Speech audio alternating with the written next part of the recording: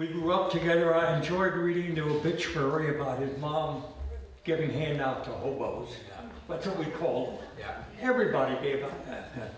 We used to, grab an egg or two or three pieces of bread and go down behind the chocolate factory where the bums would cook or hard-boiled eggs and what have you. And we'd listen to their stories. But we had, I played football with Ed for 2 years. I played basketball with Ed. And usually a team that is active, either in any type of sports, tend to hang around with each other. We had one, is Mr. Richardson here today? No. We had one fella who was the class nerd. And he hung around with us. And I hate to admit it, but we used to pick on him. We were going to see a big band over in New York, the Valencia. I don't know if it was Tommy Dorsey or somebody, or Glenn Miller or something. And Richardson borrowed his dad's car. It was a brand new Hudson. And we took off. It was in February, I think. And we upset right where Horses is right now, right at the airport road. On the ice, we rolled, and we didn't know it, but his dad had a couple cases of empty beer bottles, and the trunk flew open, and there were beer bottles all over the place. And we were accused of drinking, of course. I remember Ed and Miss Miller incident. Miss Miller was very attractive. She just out of halfway through college, the same with Miss Cook. And we used to do things like that. One time I was told to leave the room because I was talking to Ed. He was over here. And don't you come back until you get a note from Mr. Demi, our principal. So I walked the halls for about 10 minutes. I went to my locker, got a piece of paper, and I wrote a note. And I went back to our classroom, it had little glass windows, I don't know where they have them now. Knocked on the door and I held the note up. And she came and took the note. She said, now go sit down, John, and don't talk anymore. I said, yes, ma'am. She opened the note, not a word. Not a word. I wrote, dear Miss Cook, I love you, John.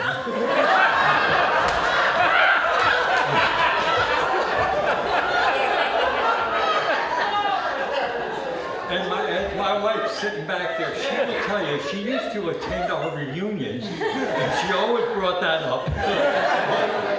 She was brand new. It was her first year teaching senior boys. During the war, well, Ed went into the Navy, I went into the Army. He is the only person in all our classmates that I wrote to, and he would write to me. Our letters took about 3 months, 2 to 3 months before we got them. And I realized at one point during the war, I was in Okinawa when the war ended, that's where it ended. Ed was on the picket line, which is 25 to 30 miles out at sea. And that's where you read about the kamikazes. They were out there to prevent anybody landing behind us, right? And I'd get a letter from him that was written 3 months ago, but he's just over there. So there are a couple stories I can't tell. When before Ed got married, we used to take him into his girlfriend Christine, lived near Armstrong Court.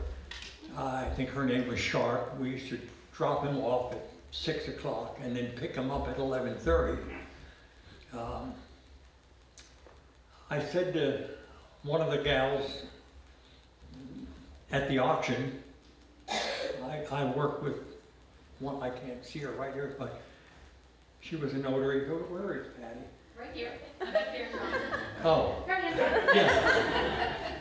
I said to one of the gals there, when they asked if I ever went with just my wife, I said, no, I went with another gal. I said, a very pretty girl.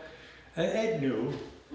And the following week, she'd come back and said to me, well, he didn't think she was that pretty. And I said, well, Ed never had any good taste with women anyway. About About a week later, I went to pick up a pizza pie, and I was going in, and he was coming out, and he said, "Hannah, that was really funny." So he wasn't offended by it. My mom wasn't, John. We love Christine. Before she took ill and passed away, several times I had her follow me to her house. She wasn't sure how to get home. Yeah. I said, "Just follow me, Christine. I'll keep my blinkers on. Just stay with me." So I bring her right to the house. Goodbye. I have a sister who still drives like that.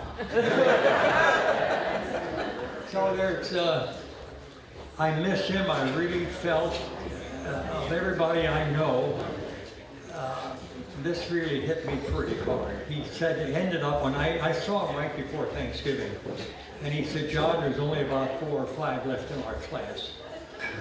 So we were dealt a pretty good hand. After the war, we played town football. Almost every town around here had a football team. They used to kid us and say, "You know, you're so damn little. What are you doing playing this type of ball?" But anyway, Ed played a defensive back in one game and intercepted a pass. He started to run for the goal. Ike Kaufman, I don't know if any of you knew Ike, good friends, run up alongside of him.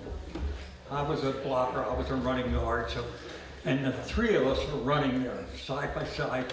There's nobody ahead of us. Ike Kaufman is saying to Ed, "Let's throw the goddamn ball." Ed says, "Go to hell, I never scored a touchdown." And the 3 of us ran all the way to the end zone with Ike talking to Ed and Ed talking to Ike. We're talking about Ed and the way he handled himself. Reminded me that Ed and Christine and my wife, who's sitting back there, we're going to go down near Coatesville for a dinner. So I picked Ed and Christine up here at the house and headed toward Rothville. I went about 2 or 3 blocks and Christine yelled in the back, "Watch that car on the right. Watch that car on the left. You going too fast?"